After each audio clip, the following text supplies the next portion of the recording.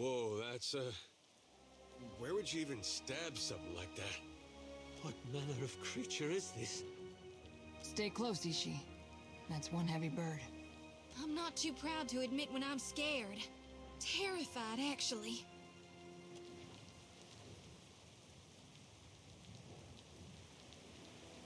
So alone, never alone. Kaizo reached. Here. We have been here. Where the gates of Kaizo. We guard the silence of Kaizo. You are a disturbance. Aethys has disturbed the bones of Kaizo. The old pacts permit him to pass, but you will go no further. Kaizo is closed. The gates are barred. You chose death when you set your bearing, traveler. Prepare yourself.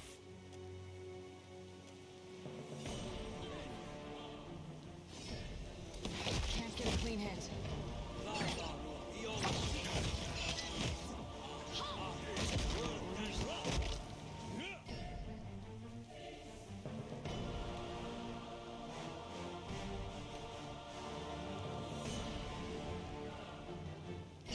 Thing isn't doing the job.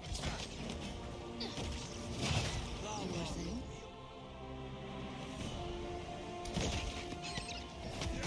Right on touch. I'm listening. Lost the line.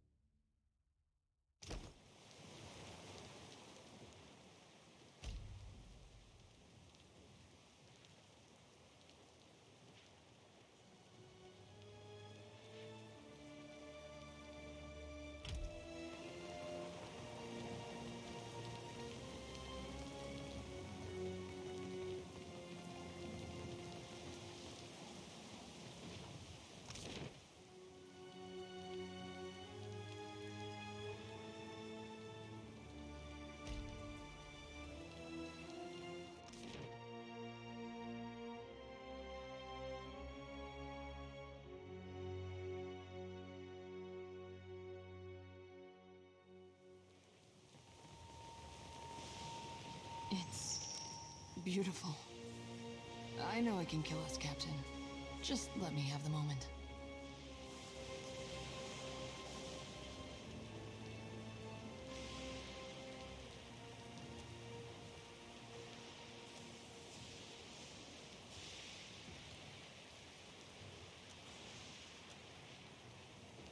Gilded Vale got its name from the way the wheat fields used to look in the sun. But this place really is gilded. Might as well be a different world. Well, hard to miss what you can barely remember.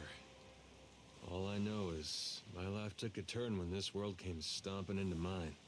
These great people got a funny way of passing on. They disappear from the world, but leave their problems behind for the rest of us to deal with.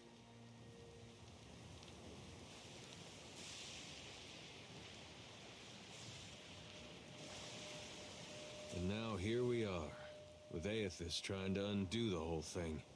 You know, I broke a wheel once too. First thing I thought of when we learned what Aethys was doing. My mom had this spinning wheel, and she loved it. Well, I was playing with it in the way a young child might when his parents are out, and that wheel came right off. It wouldn't go back into place, so I pushed it harder, and pretty soon I'd broken off a spoke. Broke off 3 more trying to fix that. Anyway, I got whipped pretty good for it. That wheel was never the same, even after my dad fixed it.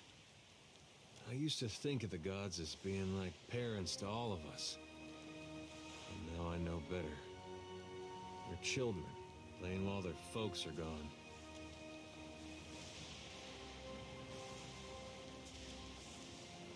5 years ago, you controlled the destiny of thousands of souls in Sun and Shadow. But the choice you make today shall define the fate of every living thing in Aora.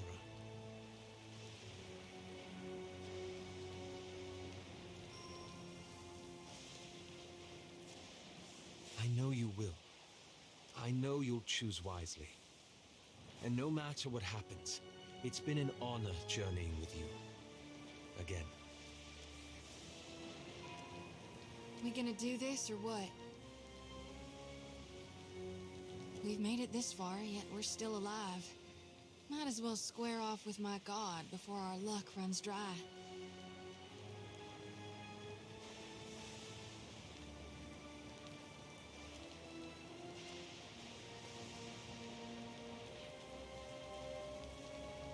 Sure do. If Gon wants you dead, I figure he can do it himself. Besides, the part of him that's been stomping through the Deadfire didn't much help me at Malgren's teeth. Tell me, Watcher, can there be a god of light and birth if souls themselves can no longer be reborn?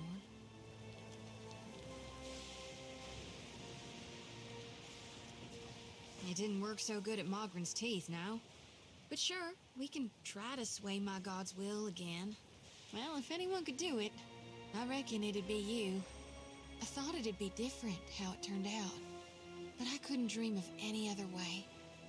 Now then, shall we go face my god for one last time? Find out what it is we can or can't do in these end times. Whether we're meant to wither or thrive. Consider me your second shadow. So, here we stand on Lost Ukaizo.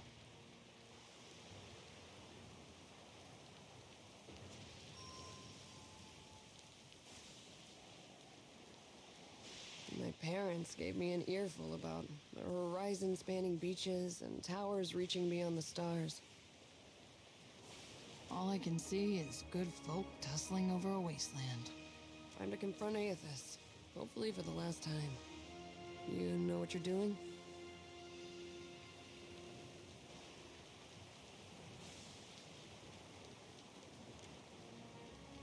No time to waste then. I'm about as ready to confront a god as I'll ever be. We're doing good work here. Setting foot on Ukaizo is a statement that no one can ignore. You should be proud. Captain, you got us here in one piece. If there's a better compliment out there, I don't know what it is.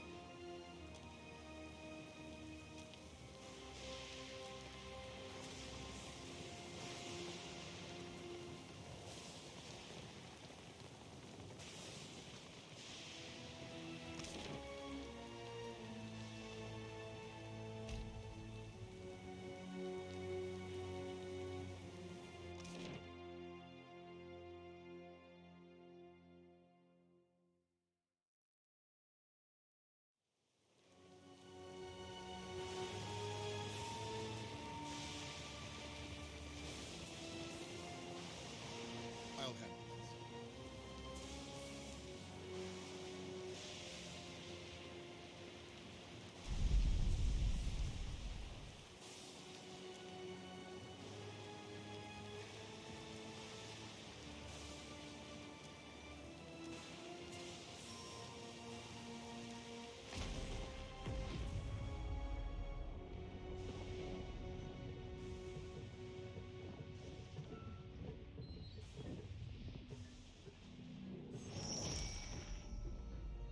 The machine controlling the storm winds down. The clattering of its machinery settles into a low whir and then, at last, hiccups to a halt. Beyond the tower, the black, roiling clouds of Andra's mortar roll away from the ancient city of Ukaizo, with only a tired sigh of wind to see them off. And on that last breath of wind, comes to you a familiar sound. The ring of a bell. The bell's ringing is soft, not the clangor and torrent you've grown used to. It calls to your soul, and your soul yearns to follow it. Your soul flees from your body and into the beyond, chasing that sound. It leads you at last to Bareth's realm, to that cold platform and room of endless doors. Watcher, your journey nears its conclusion. The Pallid Knight stands before you, her gaunt face impassive. Free of your duty to me, perhaps, but mine is not the only tie that binds you. You have gathered quite a few since we first spoke. Soon you will confront Aethys for what will likely be the final time, and you will do so as the Herald of Bareth, the only creature on the face of Eora to whom he will listen. Remember that. The Pallid Knight inclines her head to you, black hair hanging lank in her face. She steps back and cedes the floor to Helia with a small, resigned sigh. If Aethys truly intends to go through with his mad plan to destroy the Wheel, a generation's worth of souls will be trapped in the in-between. So many would suffer. How can Aethys be so cruel? He cannot just abandon them. Aethys must help the Kith find a quick solution.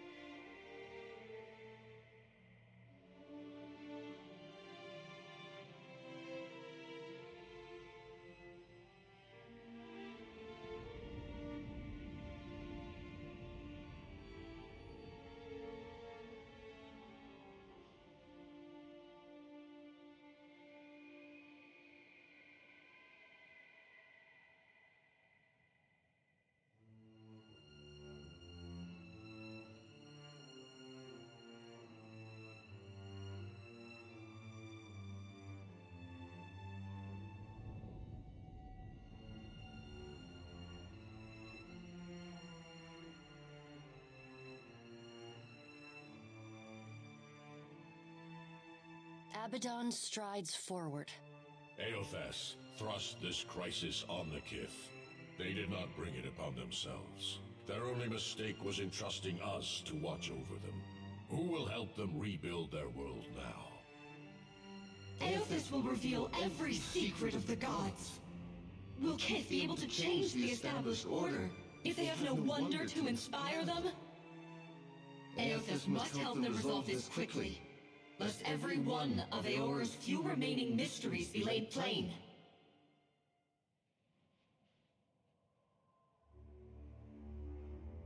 Coddled children learn nothing that is not spoon-fed to them. With the wheel destroyed, Kith will tear themselves apart. It is the gods' duty to prevent that happening, lest they doom us all. And as Kith must be ruled, so too must the gods. I say that if Aethys is so eager to throw down the mantle of power and step aside, I shall take my rightful place as Queen of the Gods again. Kith are strongest when they follow our lead, and we are strongest when we lead in turn. United in purpose with the gods, Kith can accomplish things that without us, they could never have even begun. They must be shown their boundaries to surpass them. Kith will not solve Aethys' puzzle on their own. And without an established order to fight against, the bonds that bind them dissolve, and they fight amongst themselves.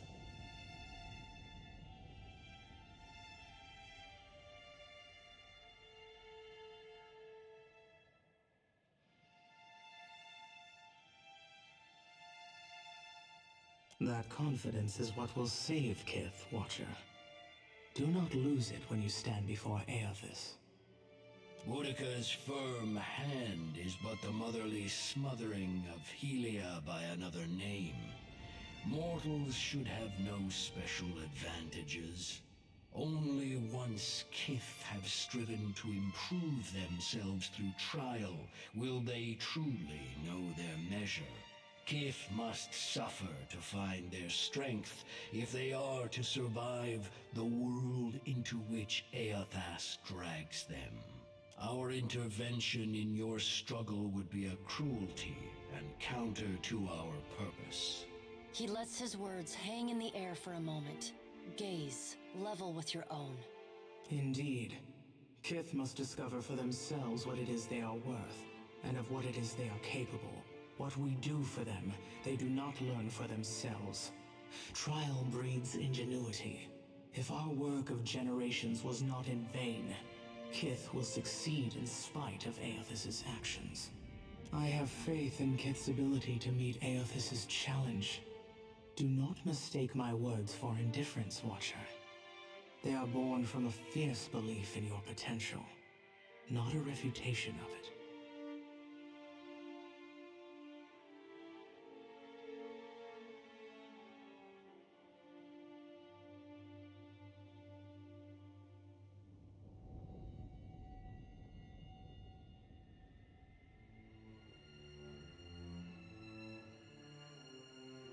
And yet you come to Ukaizo with only the Principe at your back.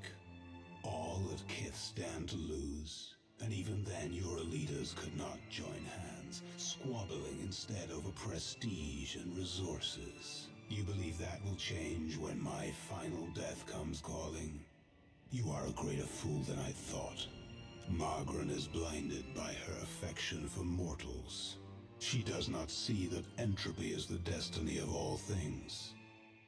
If Aethys were wise, he would destroy everything. End life, end reincarnation, end death.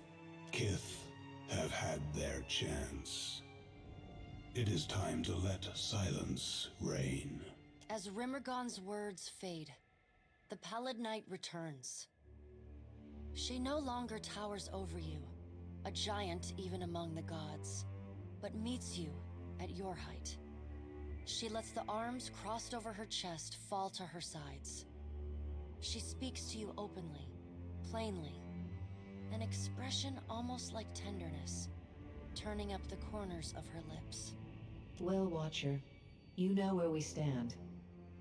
What do you believe?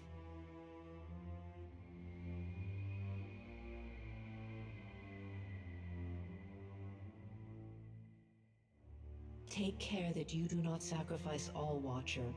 Only what you must. The things you stand to lose, lives, institutions, beliefs, you may lose for good. Now the time has come for us to part, Watcher. I laid upon you a difficult duty, and I know you desire to be free of it. You will be in time, but not now. You have work to do yet. You are no stranger to hard choices. You killed Theos, and when his soul was laid bare before you, you chose to destroy his memories. You freed him from his past.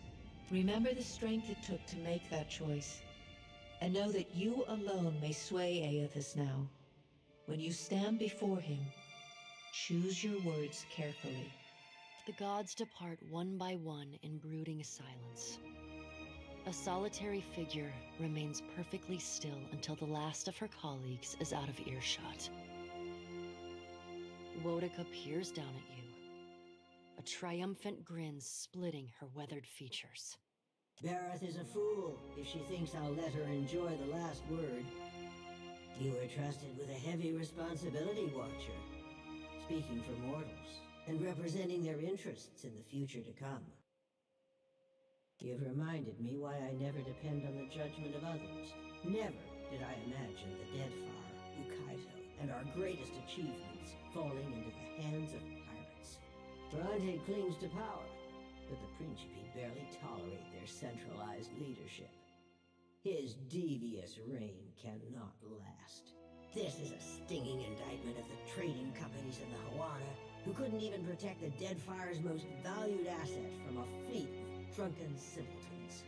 And yet, they have earned your confidence in a gamble that could decide the fate of all mortals. Why is that?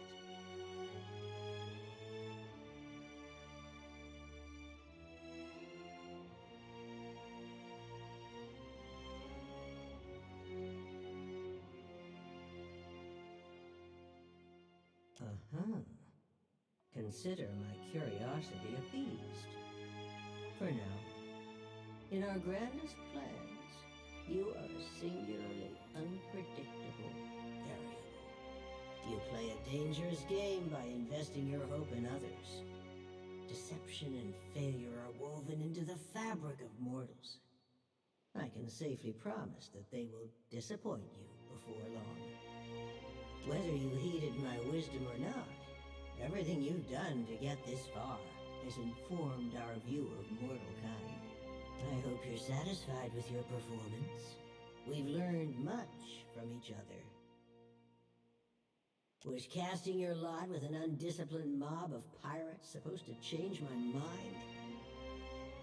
But nothing could convince me that mortals are equipped to steward their future.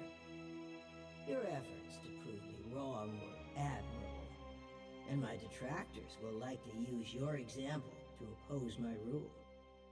A difficult road lies ahead of me. Your alliances have made proving my argument an uphill battle. Well done, I suppose. Aethys will no doubt have a sunnier outlook on mortals and their chances of success. He already has everything he wants, so go and listen to his empty-headed idealism. The rest of us will be sharpening our blades, preparing for the future he lays out for us.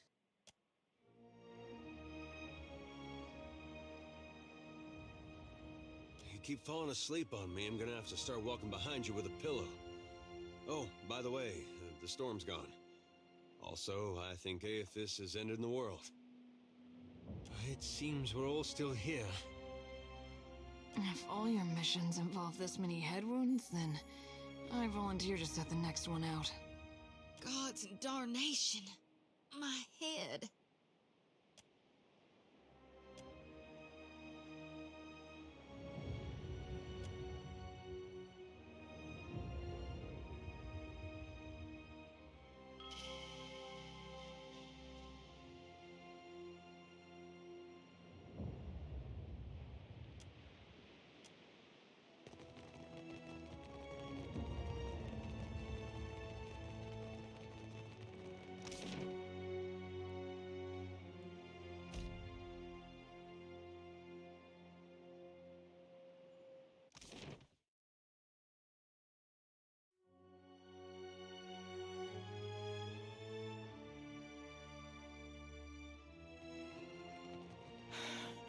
I see that Ingati continues to test me by sparing your life. Ukaizo is diminished for you standing here. I will bring the dignity of this city back to the Huana.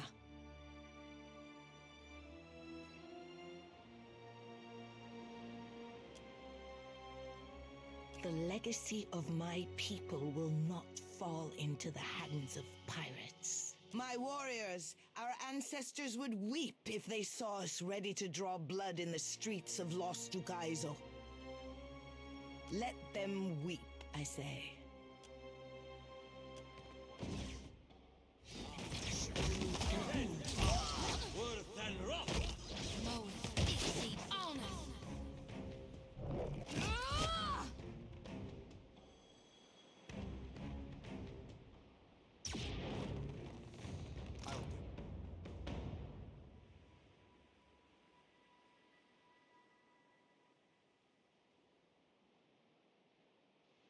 Indeed.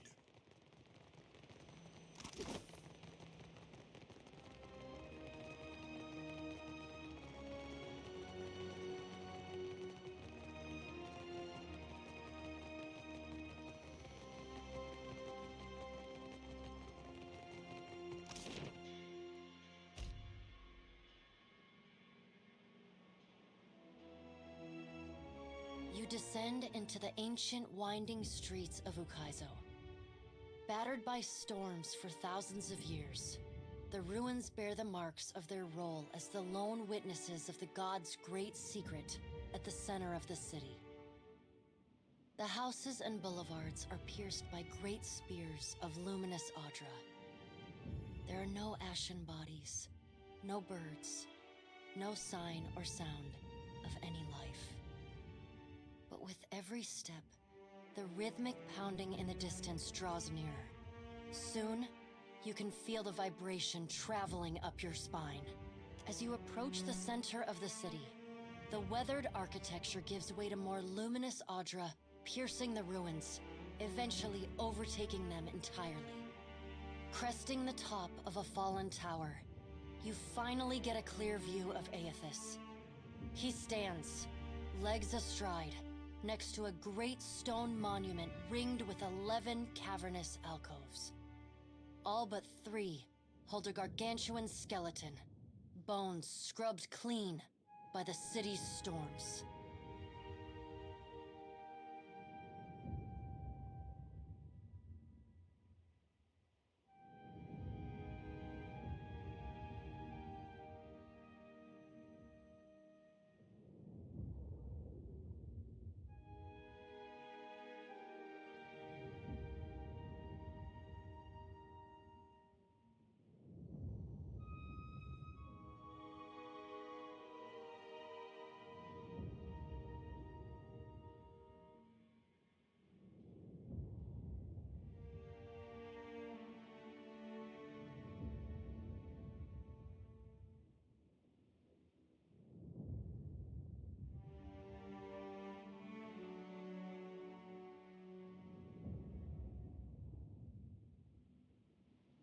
An immense Angwithan machine floats above the monument, suspended by invisible energy emanating from a well of light beneath it. Great brass rings spin around a core of metal and Audra at the machine's center. Periodically, Aethys's massive arms swing back. The movement alone is enough to draw great gusts of wind toward him. When they come down on the machine, the impacts are accompanied by eruptions of electricity, fire, and smoke. The hundreds of luminous Audra pillars across Ukaizo sympathetically dim in a rippling wave that spreads out from the machine.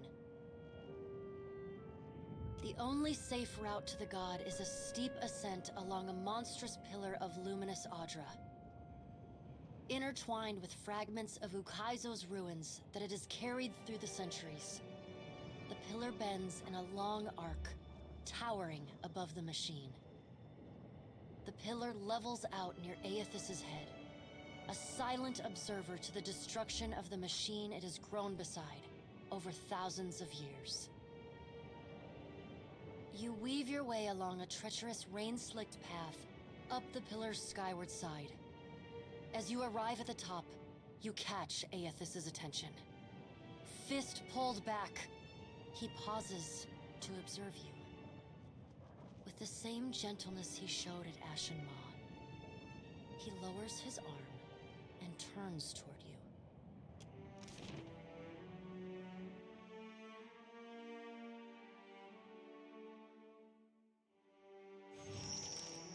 Wiser in this way. It may be hard to picture, but this city was once full of life. The Huana, yes, but also Kith from many other cultures. Great hanging trees shadowed these boulevards. Gardens sprawled across the open rooftops. Each spring, a festival procession would wind its way from the hillside into this valley. The celebrants would pass through a steep walk among the stalls of foreign merchants, flowers falling upon them from all sides. All people of all nations, together in a celebration of new life. Such was the power and beauty of lost Ukaizo. If we don't fix this mess you're about to cause, the whole world is gonna look this bad. I mean, it's a mighty heavy load you're putting on our shoulders. I just hope we can carry it. As long as there are people like you in this world, Adair, I truly do. This power has always been in the grasp of mortals. Now you will finally be aware of it. Now you will be able to decide what to do with it. Gon, please, I'm begging you. What do I do following this? How am I to best serve those still living, to improve our future chances of survival? The Deadfire and the Eastern Reach are full of animancers. Women and men with brilliant minds who can solve this great problem. They will also need people with brilliant souls, like you, Shodi. People who can tend to the spiritual needs of the world in a time of fear and desperation. Remember, the flame you bear is not only light, but warmth. Provide comfort to all who need it. What right do you have to do this? Destroy the wheel and leave us with nothing? Without even knowing what will come next? Aloth, we are all gods and mortals, responsible for our own actions. But inaction carries its own moral responsibility. It is a burden I have carried for far too long. One must always do as their conscience dictates, even if that means abdicating a position of power. Rauatai gave everything they had to reach this place. In the end, they fell short of hitting the mark. Will we ever have another chance to prosper? Or was this damn island our last hope? Only you can answer that question, Maya. Rauatai has persevered through great adversity. The storms that ravaged your homeland have ended. But that in itself may present new challenges for your people. It is my hope that after I am gone, Rauatai will work together with its rivals to create a new world, instead of fighting over the ruins of the old. But what of you, Watcher? Why have you followed me? Have you come to bear witness to the breaking of the wheel?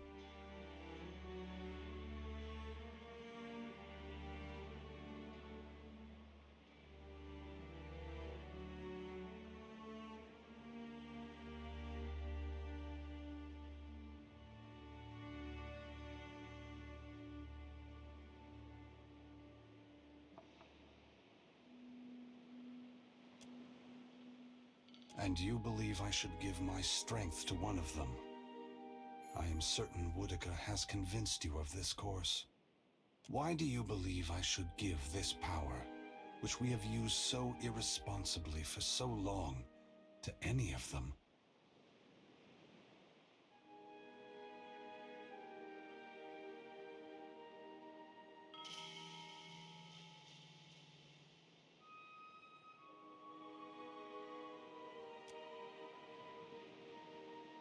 Though I hope my brothers and sisters would not do so, history has shown that this chaos may very well move them to war.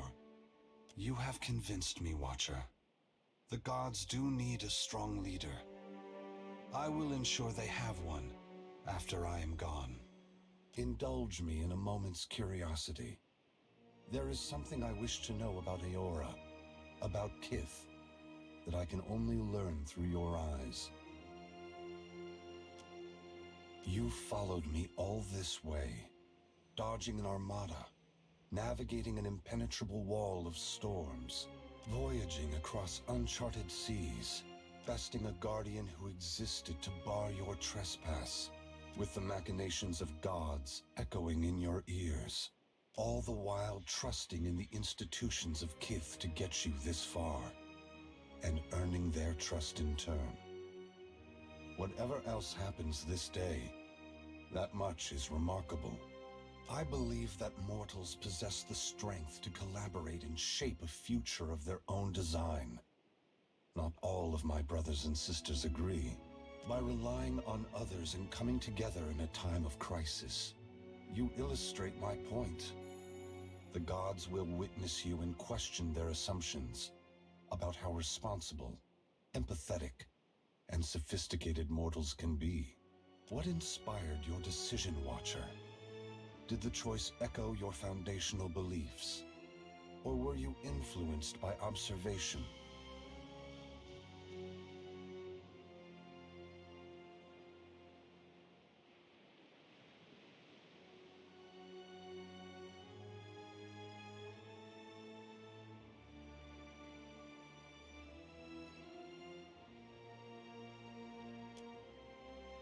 Boudica has been especially active since the downfall of her favorite operative. Have you ever considered that she is mentoring his replacement? My brothers and sisters never act when the gains are strictly short-term. If Woedica's shadow has fallen upon you, that can only mean she recognizes your potential to further her ambition. I thank you for your perspective. Yours is not the only opinion that concerns me, but for the moment, it offers much to consider. All I ever wanted for mortals was growth, transformation. Once, my brothers and sisters shared this goal. Some have forgotten themselves, giving into fatalism or tyranny. Others have succumbed to apathy. It brings me great sorrow that crisis is the only way to set the future in motion. Would that I could pass the responsibility of heralding your darkest hour to another. Never forget that trust and coordination between mortals brought you to this place. Your future is built on a foundation of hope, and you have laid the first stone. I must attend to my final work now. I cannot delay any longer. You have carried a heavy burden across the Deadfire, Watcher. Before I go, I would rid you of it.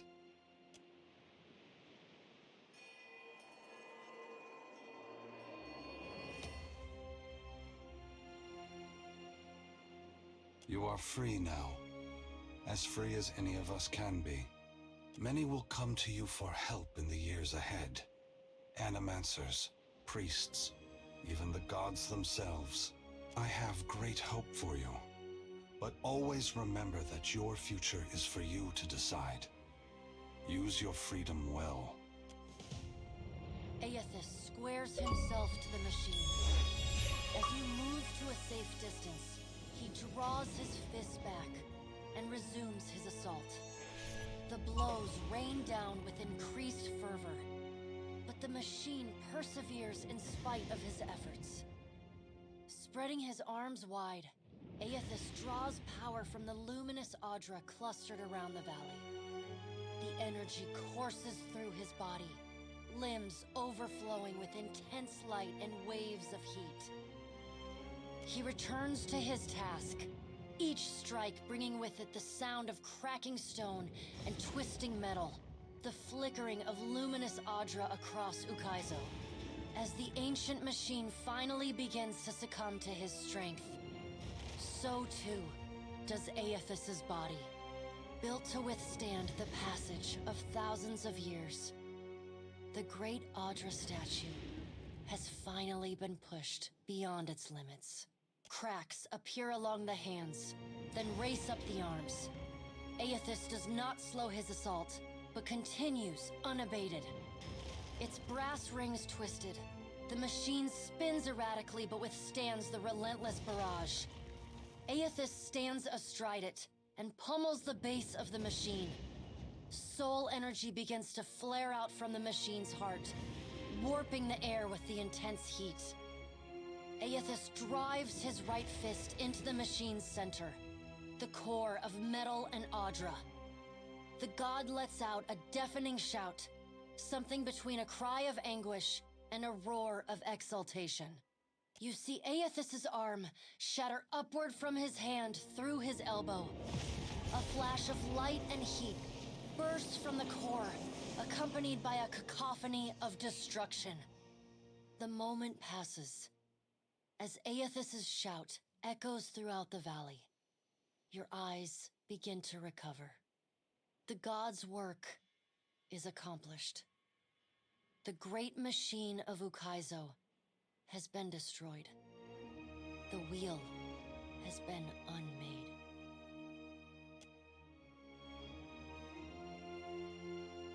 As Aethys' voice fades, the enormity of what you've accomplished sinks in. You have confronted a god. You have rediscovered the ancient city where the wheel was forged, and you have seen the wheel shattered. What comes next is uncertain, but already the legend spreads of the Watcher, who survived Andra's mortar and stood toe-to-toe with Aethys. Aethys channels his essence into Barroth, empowering the god of doors, cycles, and life and death beyond all other gods. Bareth vows to maintain peace and order in the here and the beyond, while Kith labor toward a solution. The other gods, for the time being, submit. Under Bareth's guidance, the world becomes a more predictable, stable place. Seasons fall into a disturbingly regular rhythm, and wars, famines, and natural disasters dwindle. But so too do surges of prosperity and innovation. Great minds around the world work methodically towards salvation, both unhindered and uninspired by changes, upheavals, and the unexpected.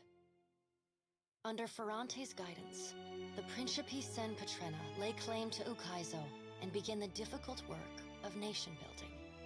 They establish a formal government around the Consuelo Mes Casitas and learn to cultivate and trade for the resources they once seized and stole. Their neighbors in the archipelago are initially reluctant to accept them, but given the ample protection that Andra's Spire affords Ukaizo, they have little choice. The Valian Trading Company and the Royal Deadfire Company continue trading in the region, though they're now forced to pay tariffs to the very pirates who once robbed them. Rauatai enjoys a respite from the storms, though the Principi's control of Andra's Spire remains a constant threat.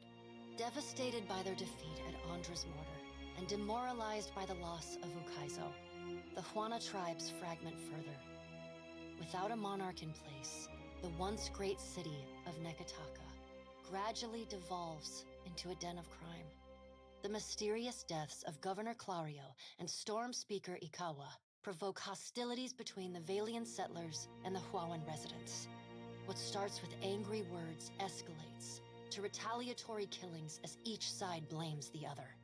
By the time anyone bothers to question the strange coincidences surrounding their deaths, including reports of a cloaked Omawi woman seen in both the port and the village, both sides have gone too far to turn back. As the conflict tears both the village and the town apart, many people, Huana and Valian alike, drift away in search of other opportunities. Many find themselves among the newly empowered Principi. After the violence they've already seen, piracy doesn't seem so bad. As the balance of power changes in Deadfire, so too does Neketaka transform.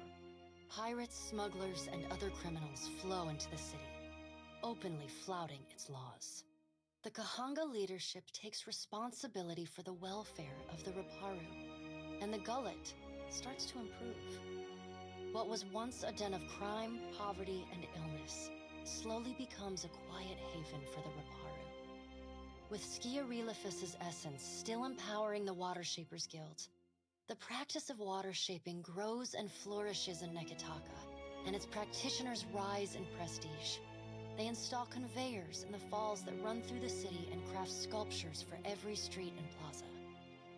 Thus, the Watershapers Guild becomes a power in its own right in the city of Neketaka. Your brief encounter with Letharn proves deeply influential for the children of the Dawnstars. He comes to recognize his nightmares and the scene at Hisongo as Aethys' final warning to his people. Unite in strength and faith, or perish forever. As word of Aethys' deeds at Ukaizo spreads, his fellow Dawnstars take this message to heart. As Aethys pours his essence into Bareth, so too do the children of the Dawnstars pour their faith into the god of doors and cycles, life and death. Some pray for guidance and order. Others take it upon themselves to enforce it. They sharpen their scythes and sickles to defend the peace they have been granted. They failed Aethys before. They will not fail Bareth now. Ruanu, the chieftain of the Huana at Tikawara, dies mysteriously. The tribe finds his body washed up on the same beach where Anaharu challenged him to the trial of waves. Some blame Anaharu's vengeful spirit. Others see it as Ngati's final judgment. And a few speak of a strange man seen lingering in the village. The leaderless tribe eventually scatters. Some head to Neketaka, while others seek out the Wahaki. The dragon, Neraskirlas, no longer passes between Aora and the White Void, and the dead flow slowly breaks apart. exposing the temple long frozen within. Under Halfjorn's guidance, the Harbingers of Dusk resettle within Remergon's temple, vowing to forever protect it from the defiling touch of outsiders. Over time, the group becomes increasingly reclusive and fanatical, attacking any who dare approach their holy site. Vatnir escaped Harbinger's watch with his life, but with none of his authority. He wanders the Deadfire alone, preaching of Remergon's inevitable triumph while weathering the revulsion and derision of those he ministers to. In besting the Beast of Winter, you earned the Death God's mercy rather than his enmity. The deity remains characteristically unforthcoming about his decision, and you're left to wonder whether in doing battle with him in the White Void, you somehow furthered his apocalyptic ambitions. Once repaired, the Adra at the primal island of Kazuwari again pulses with the flow of soul essence between the here and the beyond. The feral life on the island flourishes, the jungles and veld growing ever wilder and resistant to settlement and exploration alike. The faces of the hunt continue to rule the Crucible and Galawain's, or rather, Tawamawai's name. The trials summoned by the statue grow deadlier with each season, until only those rare few willing to brave the gravest of dangers seek out the bloody ordeals of Kazuwari. Like the other souls following in your wake, Muatu eventually yearns to move on to the beyond and the wheel. Stymied by Aethys' actions, however, he settles on returning to Kazuwari, where he joins the choir of souls that echo throughout the Crucible.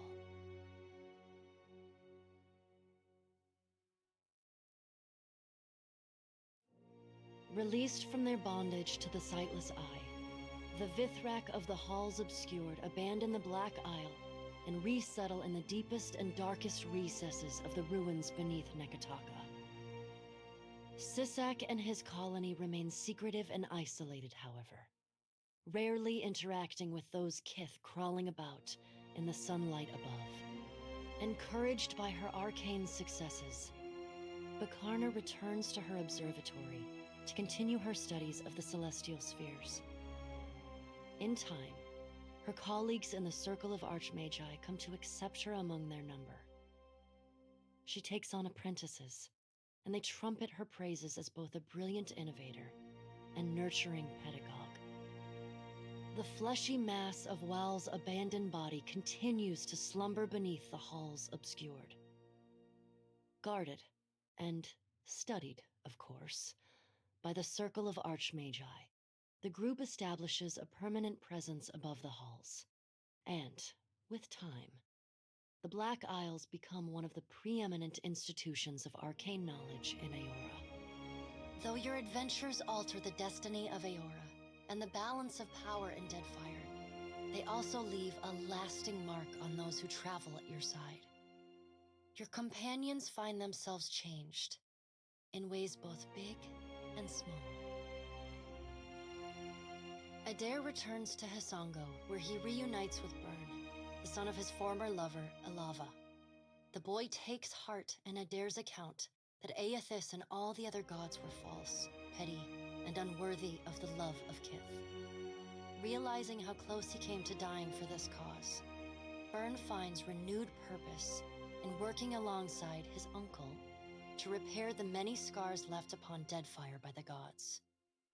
Under Adair's guidance, Byrne grows into the kind of irreverent, stubborn hothead that would have made his mother proud, and Adair visits her gravesite, often to tell her so. Shodi is not a priestess who understands the meaning of subtlety. As such, she makes her girlish crush on Adair painfully obvious from the moment she first sets eyes on the strapping fighter. Early in your travels, Adair appears discomforted by her persistent flirting. He often grimaces when she sidles up to him, and he takes endless pains to keep their conversations terse and to the point. But after a little smoothing on your part to nudge them in the right direction, Adair makes an effort to view Shodi with an open mind. And Shodi begins teasing the veteran fighter in a more companionable and less amorous manner. After saving each other's hides a couple times and sharing more than a few laughs, the two form an easy, and you suspect, lifelong friendship. Seemingly lit with an inner glow, Shodi takes to a new life of mission work with gusto. She still is committed to shepherding souls forgone, but having realigned her goals with that of her fellow Dawnstars, she now endeavors to help the living as much as the dead. As you travel the Deadfire, you find her sleeping better and laughing more often. When the time comes for her to return to her temple in Neketaka, it's with a clear wistfulness and much lip-biting on her part. She leaves you with her sickle and a hastily scrawled note. It reads, "A keepsake from a path once walked. Remember me, Watcher, for I will forever dream of you." Though the two of you no longer travel together, Shodi holds fast to the memory of you in her heart, remaining your fierce and doting girlfriend, faithful even in her absence. You receive a missive for every day apart, though they often arrive in a single bundle some weeks or months past. In them, she writes of how she misses you, how you are like a fire that burns inside her, how one day surely you will be reunited again. Until then, she prays for your safety as she continues to labor in service to God. Aloth renews his commitment to destroying the Leaden Key. With the wheel broken, loosening the god's stranglehold on Kith is more urgent than ever. It is a lofty goal, and one he does not expect to finish in his lifetime. But if there's one thing he's learned from the Watcher, it's that a single person can change the world. Seraphon seems little impacted by your journey. Always knew the gods were larger than me, he tells you, on the evening he decides to part from your company. He's too long put aside those he cares most for. He confesses over a bottle of rum, and he's got leagues to sail to make it right. The following morning, he's gone, leaving only a crude stick figure rendering of Aethys, scrawled into the hull to mark his passage. After reporting back to her superiors for the Watcher's actions against the Valian Trading Company, Pallegina is rewarded with reassignment home to the Valian Republics. She spends the next several years as the head of the household guard for the Duke of Ancense. In this role, she is often lauded for her courage and loyalty. Even with all of the praise, there's still times when she cannot help but feel she could have had more influence on what transpired in the Deadfire. Time away from the Navy gives Maya Rua some perspective on how Rauatai conducted the Deadfire occupation. No sooner does she return to active duty than she voices her frustrations over some of the more underhanded tactics she witnessed and carried out in the name of the homeland. Her voice carries all the way to the Ranganui, who reminds his admirals that battles are won by superior tactics, but war is a battle of precedent, and winning is not always a victory. The people listen. Though Maya's covert assignment in the Deadfire is considered a success, few claim knowledge of it or openly congratulate her. She receives no praise beyond knowing glances or the occasional raised tankard from her countrymen. She never responds. She looks forward to seeing her brother again. So does Ashiza. Tekehu distances himself from the problems of the Deadfire, giving the tribes a reprieve from godlike omens. And Gati's silence speaks volumes. The Huana grow to rely on each other, paving a new way forward divorced from their traditions. Soon after he departs Neketaka, distant tribes report of unusual and salacious water sculptures appearing on the shores. These quaint visitations are widely celebrated. The identity of the artist, ever an open question.